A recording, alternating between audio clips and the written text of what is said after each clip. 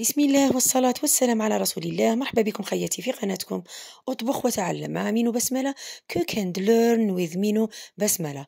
وصفتنا نهار اليوم حبيباتي راح تكون وصفة تحلية في أقل من 10 دقائق. تحلية يا سلام كي يتلقى الليمون مع البرتقال، تحلية الليمون والبرتقال بقوام كريمي، والطبقة يعني الفوقانية الثانية رايحة تكون عبارة عن تقدروا تقولوا لا جولي، تقدروا تقولوا دي كونجيل. رائعة رائعة رائعة. نتمنى حبيباتي تدعموني باللايك الجام اللي هي البصمة تاعكم والتعليقات الجميلة مثلكم والمحفزة.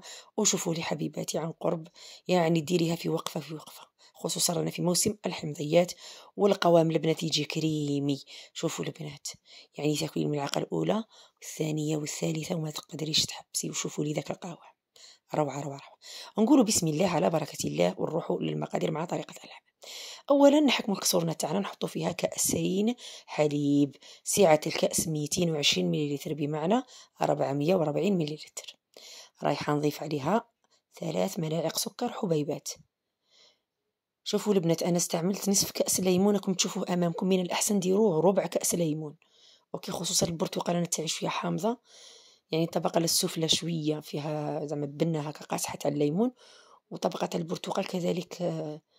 أوكي، أنا في المنزل نورمال كما يقول لك كلاوها، ولكن اللي ما يحبوش الذوق هذاك تاع القارص أوكي قاطع يديروا ربع كأس ليمون، ملعقة كبيرة فرينة من أجل القوام الكريمي، ملعقة كبيرة نشا، والقليل ولا قطرات من عطر الليمون. حطوا كلش فوق النار مع التحريك المستمر حتى يتكاثف لنا المزيج. نصيب على بالي أسئلة يقول لك تحطي الليم على الحليب ما يروبش. لا لا حبيباتي، غير تحطوا الليم على الحليب صافي، الليم هو الآخر، حطي على النار وبقاي تحركي ما يصرالو والو. اوكي، باسكو النشا الفرينه يعني ما يخليش كامل يروب. وهكذا بعد ما حركنا وتكاثفنا المزيج مباشره حطيته في ليفيغين. دار لي 4 ليفيغين كما راكم تشوفوا البنات.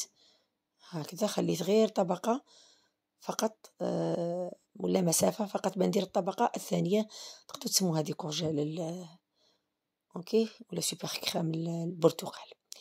هنا يخلوها تهدى بحرارة الغرفة ودخلوها للثلاجة. أنا دخلتها خليتها نصف ساعة. الطبقة الثانية نستعمل كأسين من عصير البرتقال. البنات هذا عصير البرتقال شوفوا قار حامض حامض. أوكي، درت 3 ملاعق سكر ومن بعد زدت زوج، تالمو فيه القروصية البنات. أوكي، إذا كانت حلوة ديروا غير ملعقتين. راح نضيف لها ملعقتين نشا، ديروا من الأحسن ديروا ملعقة ونصف تاع نشا. أوكي، أنا كشغل قبنتهم الملاعق. نبغي دائما نعطيكم الملاحظات في الوصفة باش ننجح لكم. ونحط كلش فوق النار مع التحريك المستمر حتى نتحصلوا على القوام الكريمي كما راكم تشوفوا. تثقل لنا ويولي لنا القوام كريمي. هذا هو القوام البنات. اوكي، ما شوفوا البنات ما جاتش كامل ثقيله ولا تقهم ولا. اوكي، هنا يا حبيباتي جبت هذوك لي فيغين تاعي اللي كانوا باردين تماما وهي هكذاك ساخنه وحطيتها من الفوق. هذا ما فيها قلت لكم اقل من 10 دقائق، يعني فعلا فعلا ديريها كما يقول لك في وقفه، وتستاهل انك ديريها وتجربيها وتولي لك ادمان وتعاوديها عده مرات. هكذا حبيباتي، وكملت كامل وخليتها كذلك تهدى بحرارة الغرفة بعد ندخلوها للثلاجة. شوفوا خليتها انا حوالي ساعتين هكذاك في الثلاجة ولا اكثر. اوكي، جبدتها ودرت لكم التزيين وكملت التصوير. هذه يا حبيباتي، وهنايا شوفوا البنات دخلت انا للثلاجه ومن بعد جبدتها كما راكم تشوفوا، بردت معايا مليح. وجيت نزين بانصاف ماشي انصاف ارباع البرتقال.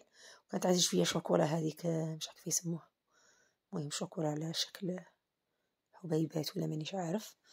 حطيتهم هكذا من الفوق وزينتها وبالصحه والراحه. وكما يقول لك وتنتك البارده تبرد على القلب، خصوصا في الشهر الفضيل شهر رمضان نبغوا هكا حاجة تاع حاجة باردة. هذه هي حبيباتي، ورايحة كذلك نقسم لكم دائما معودتكم من أجل مصداقية الوصفة. شوفوا البنات كيفاش تجي من أروع ما يكون.